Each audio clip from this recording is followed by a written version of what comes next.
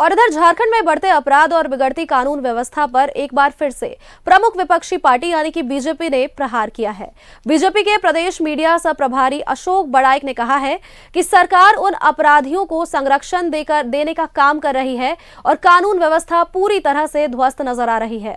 सरकार को समझ ही नहीं आ रहा कि क्या करे और सरकार कैसे चलाए। वहीं जेएमएम यानी कि झारखंड मुक्ति मोर्चा के केंद्र महासचिव विनोद पांडे ने बीजेपी पर तंज कसा है और कहा है कि बीजेपी और बाबूलाल मरांडी अपने अस्तित्व की लड़ाई लड़ रहे हैं। कुछ घटनाएं जरूर हुई, लेकिन उसका जल्द ही उद्भेदन भी किया जाएगा। शासन प्रशासन दोनों सही तरीके से काम कर रहे हैं।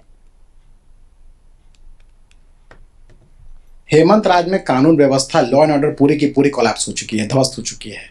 रुपेश पांडे जी का जो हत्या हुई थी, हत्या हुई थी, उसको लोग भूल भी नहीं पाए हैं कि अभी अचानक दो घटनाएं सामने आ गई, रामगढ़ की गोला और नगड़ी, रांची के नगड़ी में।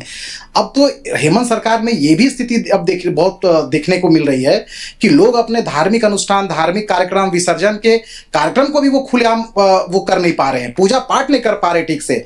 आप देखिए जिस तरह से वहां पर बेरहमी से एक समुदाय विशेष के द्वारा हमला किया गया धार्मिक विसर्जन जुलूस में, उसी तरह नगड़ी में भी धार्मिक विसर्जन जुलूस में दो आदिवासी युवकों को गोली मारकर हत्या कर दिया गया। ये बताता है कि हेमंत सोरेन जी तुष्टिकरण में इतने डूब गए हैं तो उनको तुष्टिकरण की चश्मा से बाकी कुछ दिखाई नहीं दे रहा है कि बाबूलाल मरांडी जी अपने अस्तित्व की लड़ाई लड़ रहे हैं, तो समय समय पर इस तरह के सगुफे उनके द्वारा छोड़े जाते हैं।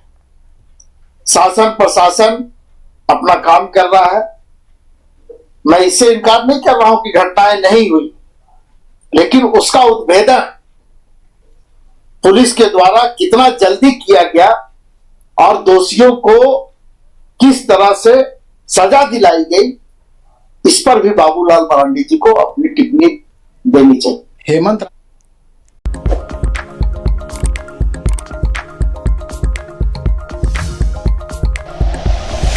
Like and share videos, subscribe करें हमारा चैनल और प्रेस करें बेल आइकॉन। न्यूज़ 11 भारत, सच है तो दिखेगा।